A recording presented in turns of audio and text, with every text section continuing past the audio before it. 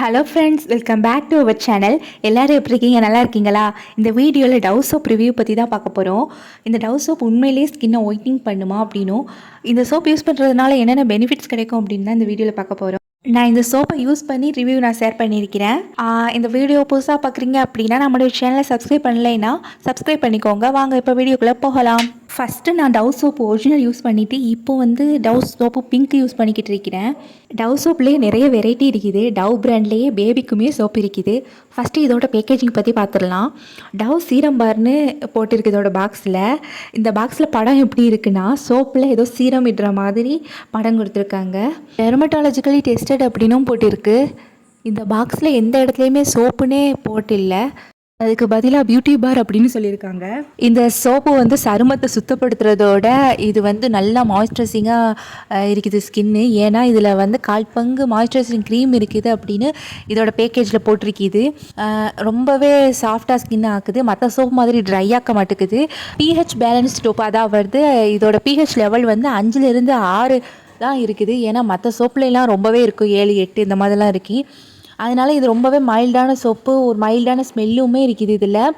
இதோட ஸ்மெல்லுமே எனக்கு ரொம்ப பிடிச்சிருக்குது. ஓகேன்னு தோணுது. ஒரு மைல்டான ஸ்மெல்லாக இருக்கிறதுனால ரொம்பவே நல்லா இருக்குது. குளித்ததுக்கப்புறம் ஒரு மணி நேரத்துக்கு வந்து இதோட ஸ்மெல் இருக்குது. அதுக்கப்புறம் வந்து எரியாது.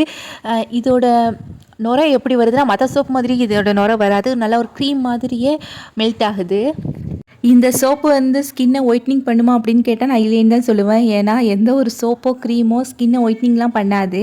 இந்த சோப்பு யூஸ் பண்ணதுக்கப்புறம் எந்த ஒரு பிம்பிளோ இச்சிங்கோ அந்த மாதிரி எந்த ப்ராப்ளமுமே எனக்கு வரல.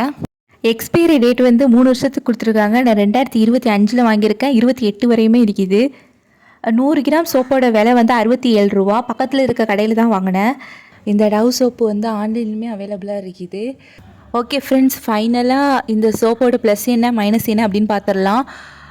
ப்ளஸ் என்னென்னா, pH பேலன்ஸ்டு சோப்பு, ஒரு மைல்டான சோப்பு, மைல்டான ஸ்மெல்லோட நல்லாவே க்ளோ ஆக்குது. எந்த இச்சிங்கோ எந்த ரேசஸோ எதுவுமே ஸ்கின்னுக்கு வந்து இரிட்டேஷனாக எதுவுமே தரல. ஒரு நல்ல சோப்புன்னு சொல்லலாம். 1/4 பங்கு மாய்ஸ்சரைசிங் க்ரீம் இருக்கிறதுனால க்ரீம் பேஸ்டு ஒரு சோப்பு.